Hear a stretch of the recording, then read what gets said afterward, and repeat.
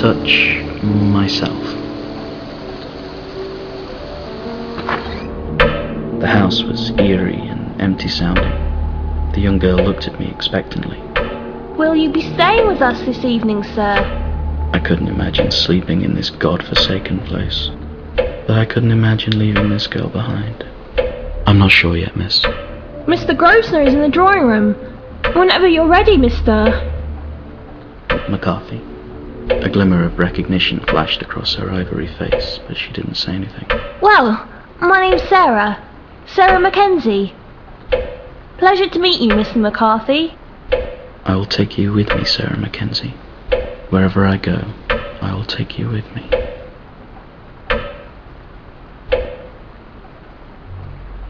That's Sarah, a young girl in her mid-20s. She looks decidedly uncomfortable and nervous.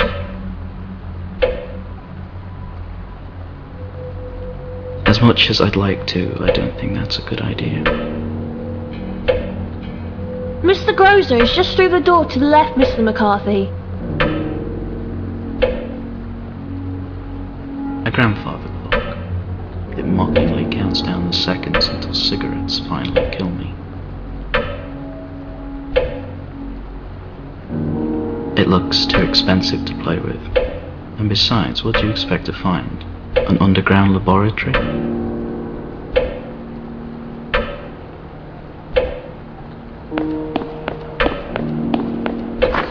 The drawing room was cold and desolate, despite the embers smouldering in the hearth.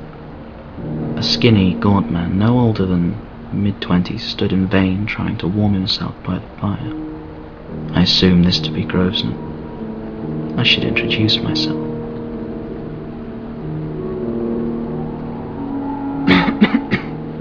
Good evening.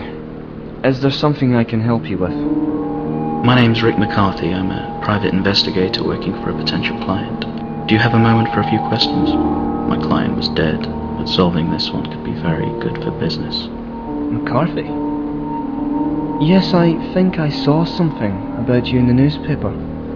Although I neglected to read the article, I'm afraid. What would you like to know?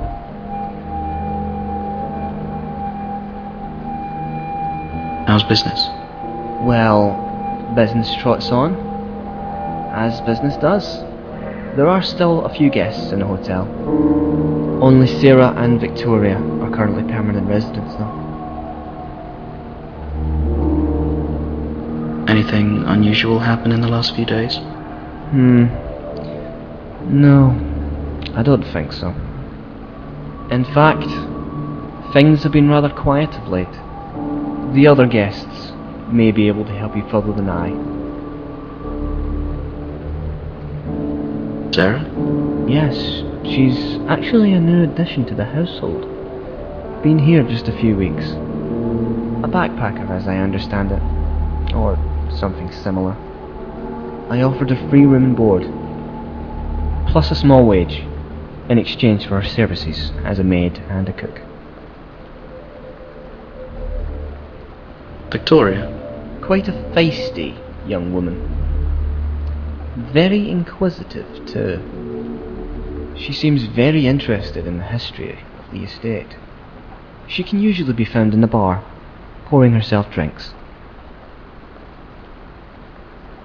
That's all I need for now. Don't mention it, sir. Will you be staying with us this evening? The weather is quite atrocious. Thank you, but no, I think I've learned everything I can. It seemed very possible that the matchbook was a red herring. I thought it would be wise to come back in the morning with a fresh head and a new set of questions.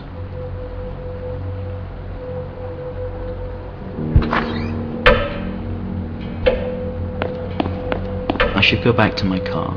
I'll come back in the morning.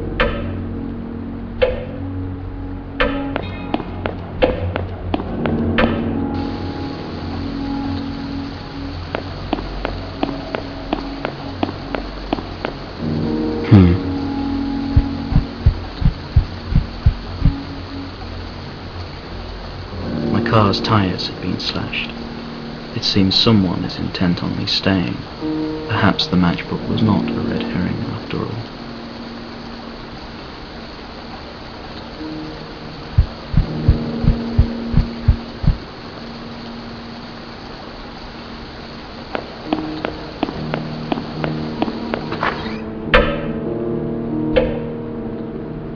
night, Mr. McCarthy.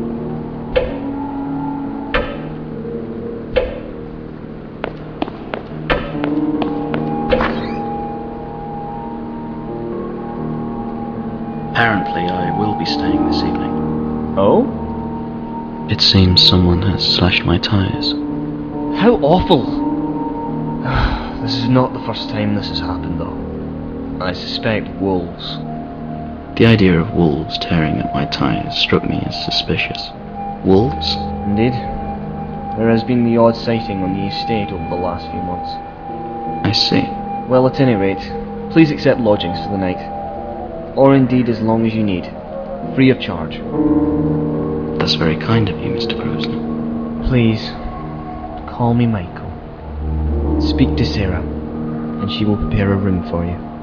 Also, feel free to wander the house, with the exception of the west wing, of course.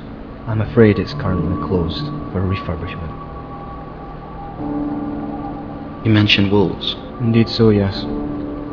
A woman not long ago had her tyres mauled by what could only be considered claws. Has anyone actually seen the beasts? Victoria, I believe, mentioned seeing one from her window. Perhaps you should speak with her.